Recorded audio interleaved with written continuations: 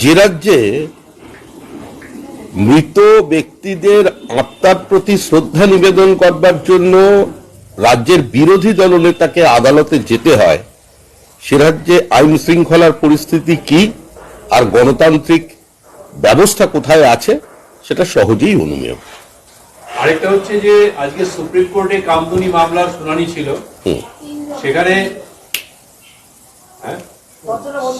Supreme court বলেছে যে রাজ্য সরকারকে নোটিশ পাঠিয়েছে এবং যে 8 জনের বিরুদ্ধে অভিযোগ আছে সে 8 জনের কাছে নোটিশ পাঠানো হয়েছে অভিযুক্তের কাছে। হলফনামা পাওয়ার পরেই সুপ্রিম কোর্ট শুনানি শুরু করবে। দেখুন, মানুষের সর্বোচ্চ আদালতের প্রতি বিশ্বাস আছে, আইন ব্যবস্থার প্রতি বিশ্বাস আছে। যারা আন্দোলন করেছিলেন তারা সেখানে গেছেন, কিন্তু প্রশ্ন হলো আমাদের এই রাজ্যের পুলিশ যারা এটার তদন্ত করেছে তারা এমন সুচারুভাবে দক্ষতার সঙ্গে নিষ্ঠার সঙ্গে তারা কেস ডায়েরি তৈরি করেছেন যাতে প্রকৃত অপরাধীদের আড়াল করে দেওয়া যায় ভোট ব্যাংকের রাজনীতির স্বার্থে। সুবল মান্না যিনি পায়ে হাত দিয়ে প্রণাম করেছিলেন শিশির অধিকারীকে, তাকে তো পার্টি থেকে সরিয়ে চলে যেতে বলা হয়েছে, পদত্যাগ করতে। আজকে কাঁথিতে চেয়ারম্যান সুবল মান্নার বিরুদ্ধে অনাস্থা প্রস্তাব আনা হয়েছে, পদ থেকে তাকে আগে সরে যেতে বলা হয়েছিল শিশির অধিকারীকে পূজনীয় বলার জন্য।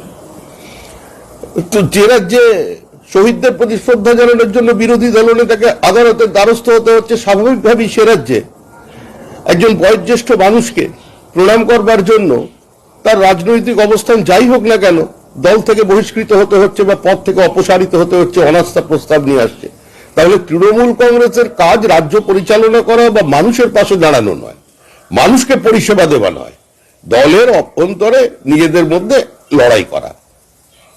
2022-এর টেট পরীক্ষার্থীরা আজকে রাস্তায় নেমে থালা বাজিয়ে বিক্ষোভ দেখালো।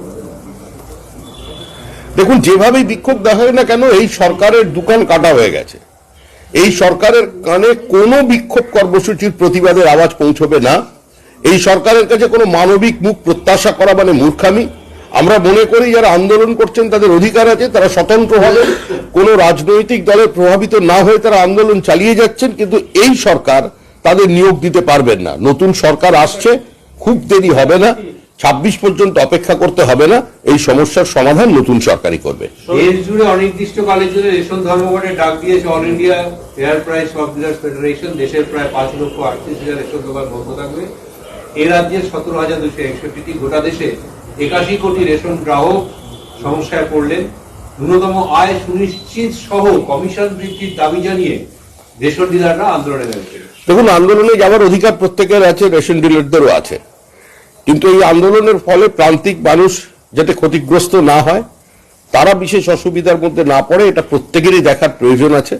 বিষয়টি যারা আন্দোলন করছেন তারাও বিবেচনা করবেন এবং আমার মনে হয় সংশ্লিষ্ট দপ্তর কেন্দ্রীয় সরকারের তারা সত্তর ব্যবস্থাটাকে অ্যাড্রেস করবেন এবং প্রয়োজনীয় পদক্ষেপ নেবেন।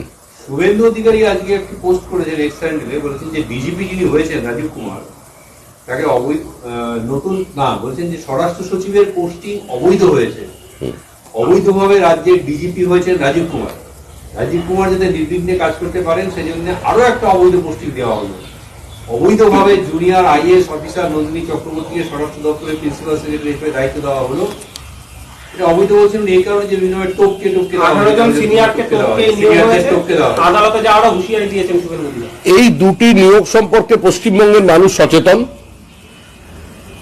কেন, কিভাবে, কাকে সুবিধা পাইয়ে দেওয়ার জন্য, কাদের সুরক্ষার জন্য এই দুটো নিয়োগ করা হয়েছে সেটা প্রত্যেকটি মানুষ জানেন এবং তৃণমূল কংগ্রেসের ভেতরেও আবার এই নিয়োগ নিয়ে একজন তির্যক উক্তি করেছেন। এ বিষয়ে যা বলার শুভেন্দু অধিকারী বলে দিয়েছেন, ওটাই দলের অবস্থান।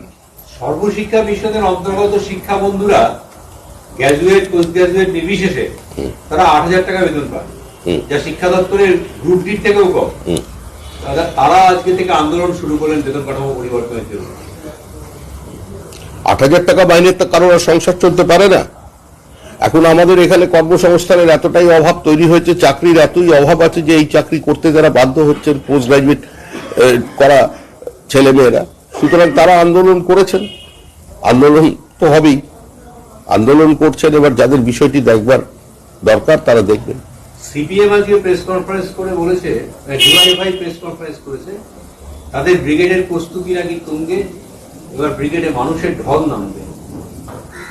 সবসময় সিপিএম মানুষের ঢল নামায়। 2011তেও মানুষের ঢল নামিয়েছিল, সেই ঢল দেখে কেউ বুঝতে পারেনি যে এই সরকারটা চলে যাবে আর সরকারের যে মুখ বুদ্ধদেব ভট্টাচার্য নিজের নির্বাচনী কেন্দ্রে পরাজিত হবেন।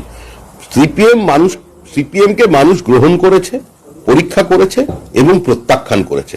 পশ্চিমবঙ্গের বর্তমান বাইনারি বিজেপি বনাম তৃণমূল, আগে তৃণমূলকে হারতে হবে, তারপর সিপিআইএম এর কথা মানুষ ভবিষ্যতে চিন্তা করবে কিনা সেটা রাজ্যবাসীর বিষয়।